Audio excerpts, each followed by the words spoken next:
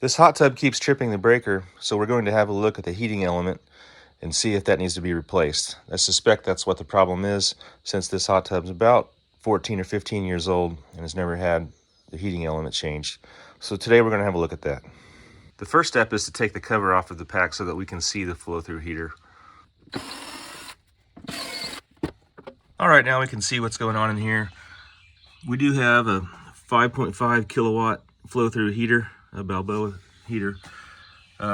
Looks like the two copper straps that jump from the board, the board side looks pretty good. There's no burnout there, but you can already see how rusty these are. The terminals that come up out of the heating element itself are very rusty, almost burnt all the way through there.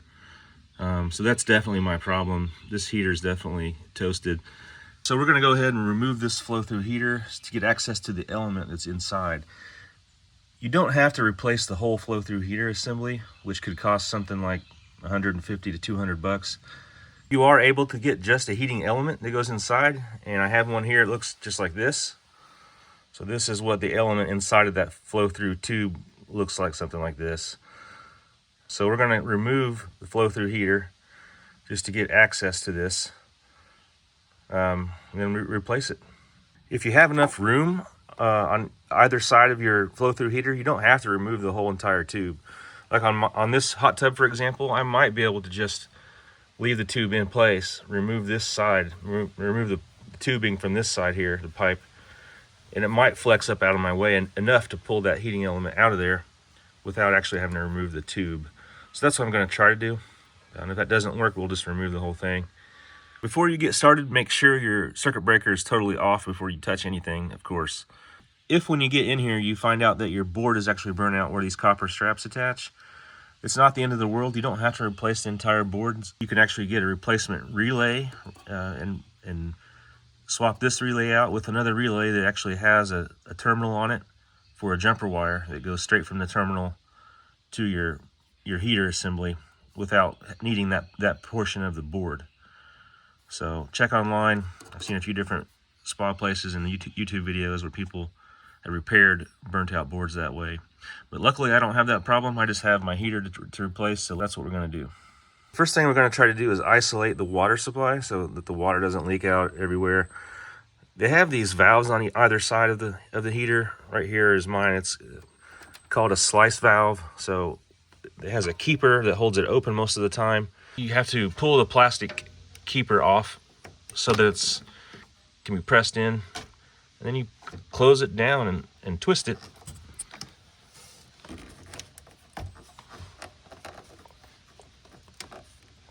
As best you can.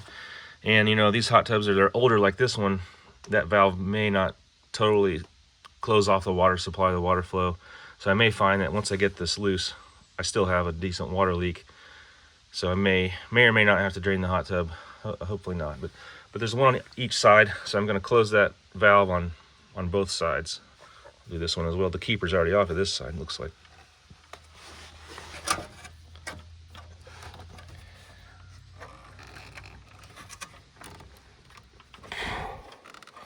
There we go.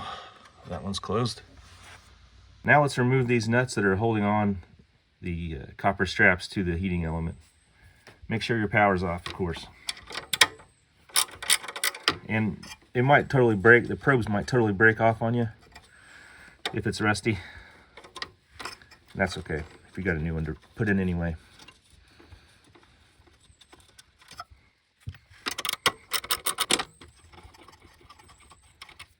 We're just going to bend them up and out of the way. This copper will bend very easily. Now we have a closer view of these. See how bad and rusty they are, especially this one here. So I definitely have an issue there. I'm going to try to just remove the heater on this end and see if I can pull the heating element out that way without having to remove the whole thing. These big connectors, if they're too tight to loosen by hand, you can use an oil filter pliers. The big open pliers for oil filters are handy to use. Or I have like a strap wrench you might have laying around. You might be able to get around there and do. Looks like mine are able to be loosened by hand. And these plastic pieces they're retained on the heater. So you turn them left, you're unscrewing it from the plastic, if you will. So I'm gonna start removing mine. Expect to see some water coming out. We'll see how bad it leaks here. Definitely all the water in within the slice valves will come out.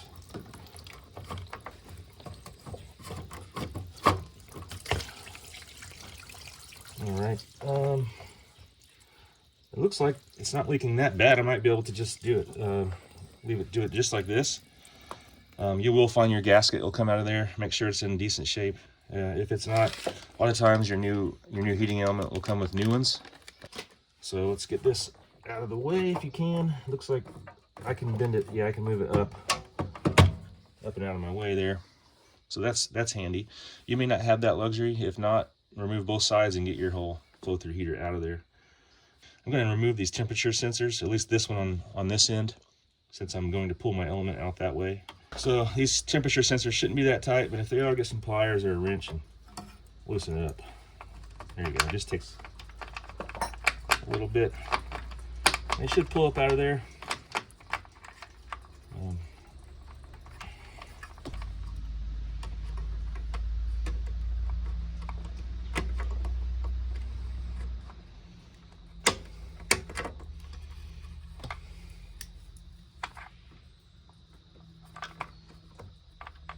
There we go. If it's stuck down in there, you can get a pair of pliers, a needle nose or something, wiggle it up out of there. There it goes. A little tighter than it should have been, but it came out. Now that this probe is out of there, I'm going to go ahead and loosen up my heating elements here. So we're going to take off these two large nuts here. They should be a 3/4 inch size. So we've got a big 3/4 inch here.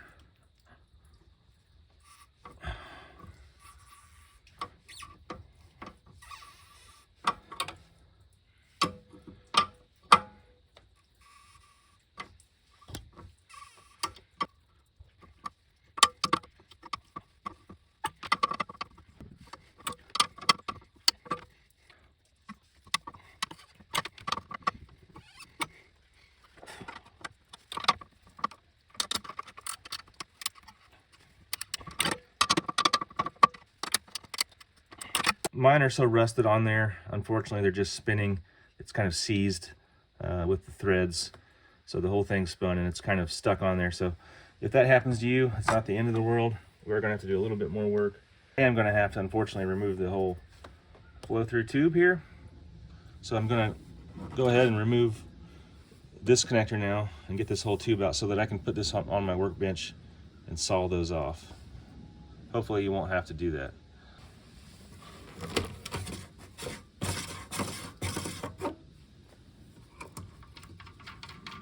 Also, I need to remove the other connector for the other temperature sensor. This one came right out of there.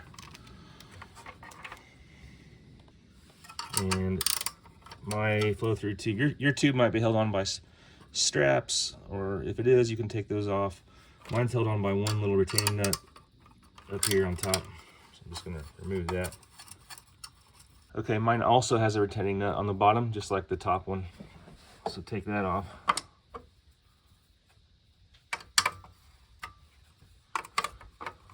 Or loosen it enough. Okay, now that that's loose, it should pull right out of there.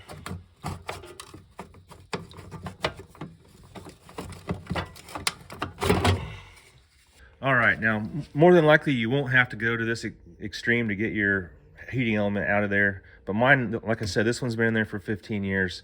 It's very crusted in there, so they're not coming out. They're just spinning, so I'm going to have to cut them off. And that's okay.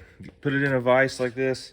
You can get some pliers and just work this probe back and forth until it breaks, or just cut it off flat.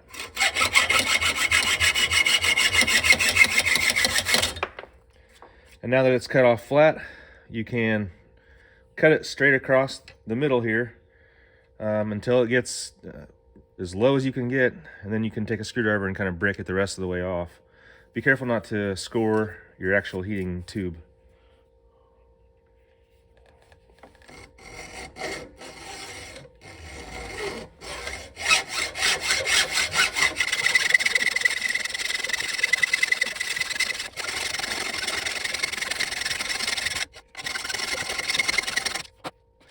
As you can see, I'm almost all the way cut through the nut totally. I'm going to take a flathead screwdriver or a little punch and just try to tap it with a hammer and see if it breaks off the rest of the way. And I'm not going to hit this very hard. We don't want to bend anything on the tube. I'm just trying to see if it'll come off. Not quite yet. So we'll just cut a little bit more.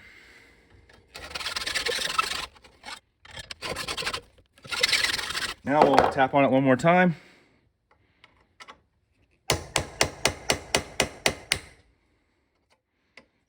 There it goes. Now it's off of there. Let's go ahead and do the same thing with this other one.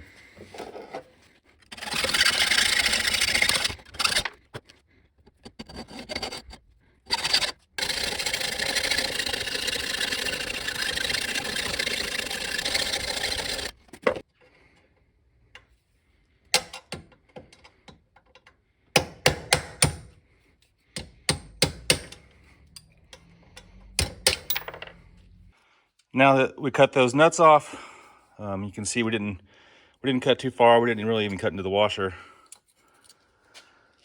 Now the heating element will drop. See, there it went. You can reach down inside and get it out of there. There it goes. A little bit, you may have to twist it a little, get it around those heating probe bosses. And there it is. She's out of there. Here's a fun tip. Lay a towel down or something if you're working on a deck. I've already lost a nut down between the boards of the deck, so that's not fun.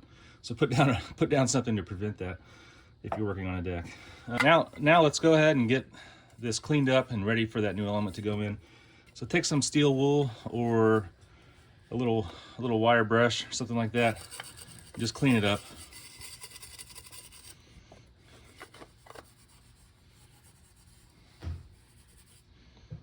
Looks pretty decent.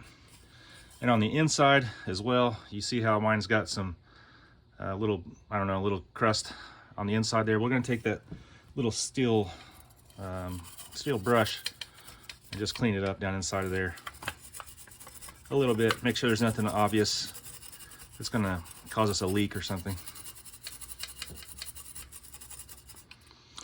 Yeah, she's nice and clean now in there. So we've got our new element here. We're going to remove those 3/4 inch nuts that are on there. My new one didn't come with these washers that were on the old one. I'm going to go ahead and put these washers on. It looks like they just help prevent them from becoming loose. I don't think that's going to be a problem. You probably don't need them, so don't worry about them if you don't have them. So obviously there's new O-rings on here that prevent the water leak, but an extra step to help prevent that leak is you just put a little bit of silicone onto the threads, onto the bottom of this area where it's going to seal up against the inside of your tube.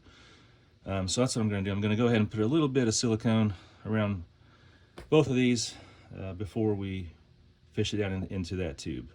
So nothing crazy, but we'll put a little bit silicone on there.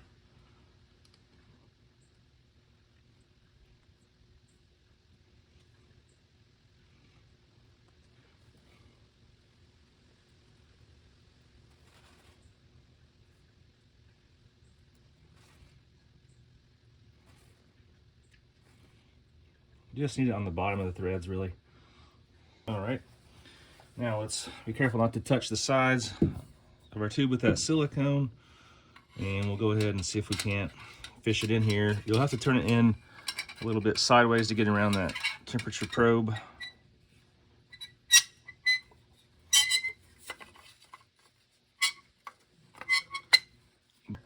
Right, you may have to use a screwdriver or some pliers to help you rotate it in position.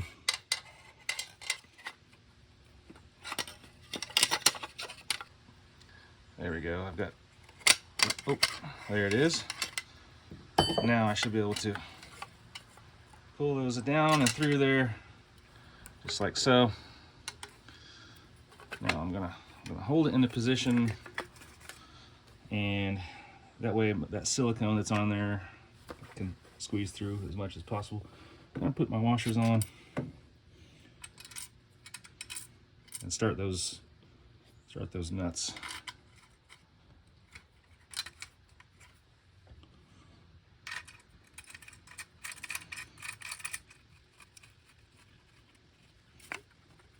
All right, and you'll find out what's happening is when you tighten the nut, it wants to twist that element that direction, and it'll make it touch the wall. So you need to reach in there with your finger and make sure you hold it more in the center there. You don't want that element to touch the wall when you're done tightening. So kind of keep your finger in there as a spacer, and then go ahead and use your wrench and tighten these babies up.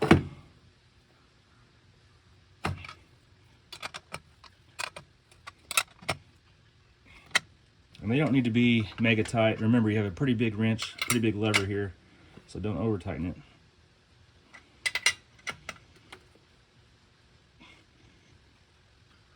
On this probe, that's closer to the opposite end of the tube, get your final tightness there, and even if you're holding it on the inside, it'll probably be a little bit off-centered, and then you just back it off a tiny amount, like an eighth of an inch, something little bitty, and it will pull it right back to the center there. So now we have a properly installed heating element.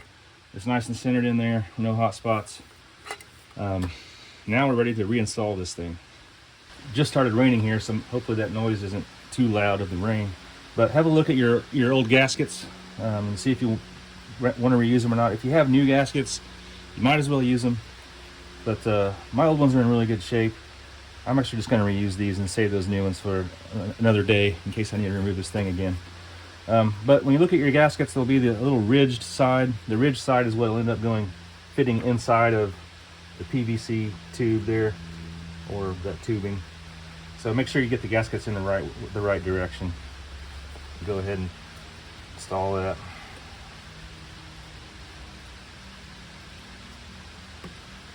Something like that. Okay, so I've already got my gasket on there. I'm gonna try to get this side on.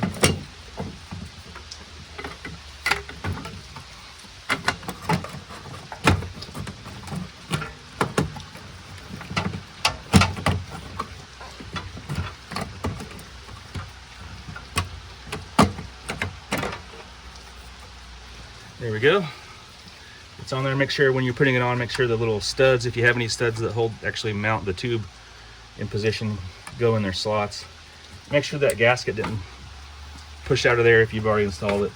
If you have not put the gasket in yet, you can probably pull it back and still squeeze it in there. Mine looks like it's in there. I'm gonna get this side started.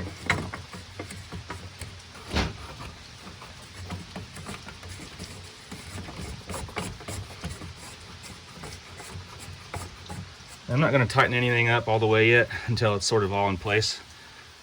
That way I'm not putting any unnecessary stress anywhere. Now we're going to get this temperature probe, put it back in.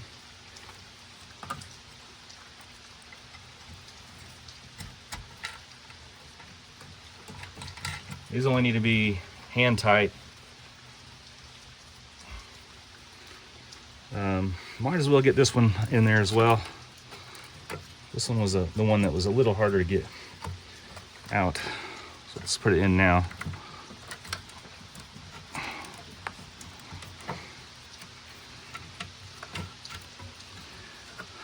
Get that hand tight. Okay. Now we're gonna put this other gasket in position.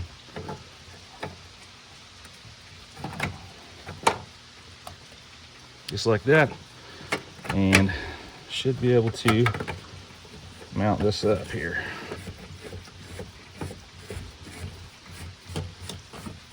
Again, we don't need to get it fully tight yet. We're just getting it in place.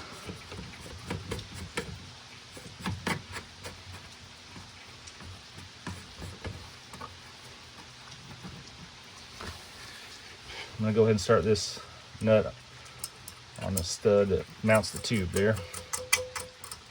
All right, let's make sure those copper straps are in good shape. If there's any doubt, clean it up with some steel wool or something if it's corroded. Or get some new ones, they're pretty cheap. Mine look pretty good. I'm just gonna bend them back down in a position Because I haven't tightened this yet, I still can wiggle the whole tube assembly to the right place. That's why I haven't tightened it yet.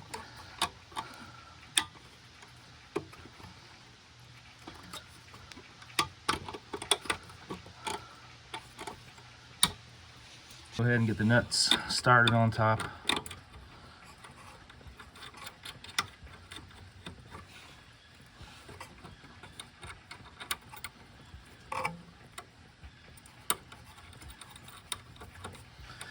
Now when you tighten them, you want to make sure you use 2 wrenches. You want to be able to hold the small nut just underneath of the copper strap while you're tightening the top one. That's for 2 reasons. One, you don't want to twist off the probe, obviously. It's pretty thin metal down there. But also remember how we were holding that heating element to be in the center. If you don't hold it with that bottom wrench, it's possible the pressure from tightening it will make that element move over again. So we're just going to hold it down here, tighten the top one.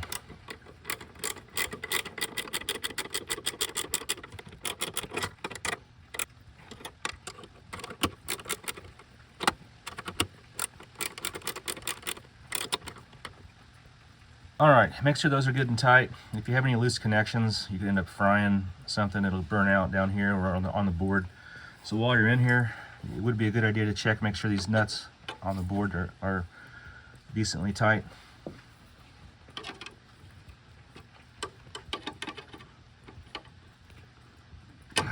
Mine can't move, so that's a good sign. Now that those are in place, I'm going to go ahead and tighten the nuts that are mounting the actual tube to my pack here. You might have the straps. If you have those straps, go ahead and tighten those down.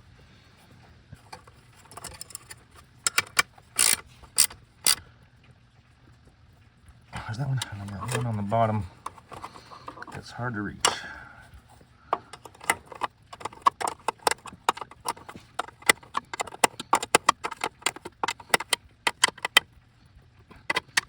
Okay, now we can go ahead and do the final tightening on the couplings on each end.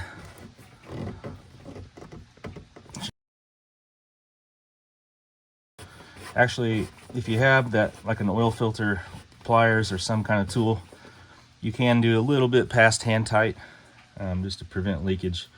But I'm just going to get mine as tight as I can, hand tight wise, and that should do my trick. Find out.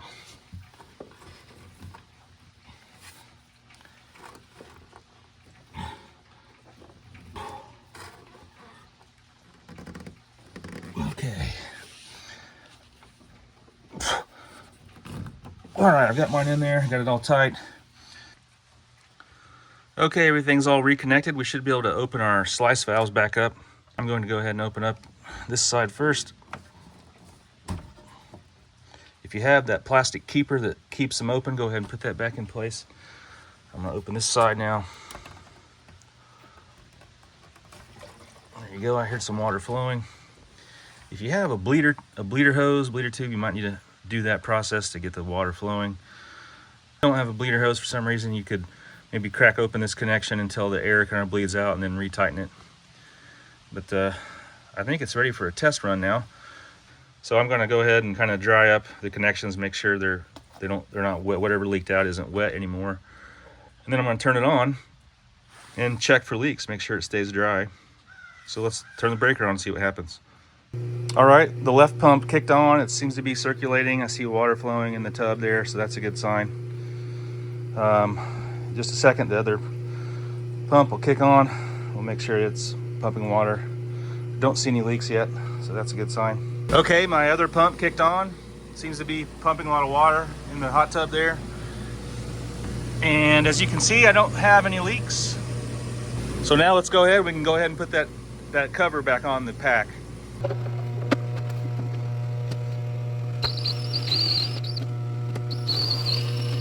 Another job complete. Put the side panel of your hot tub back on and you're all good to go. So if you have a hot tub at home and it's giving you trouble kicking off your circuit breaker or just not heating, chances are it's your heating element. Get yourself a new one on Amazon or some other spa supply store. The elements themselves are somewhere around 40 bucks, give or take 10 bucks. They're pretty cheap. Way better than buying a whole flow-through heater assembly, or much better than paying somebody to come out and do this repair for you. Super easy to do, so don't be afraid to try this yourself. And thanks for tinkering with me today. And if you like this video, give me a thumbs up and subscribe for more helpful videos. Thanks.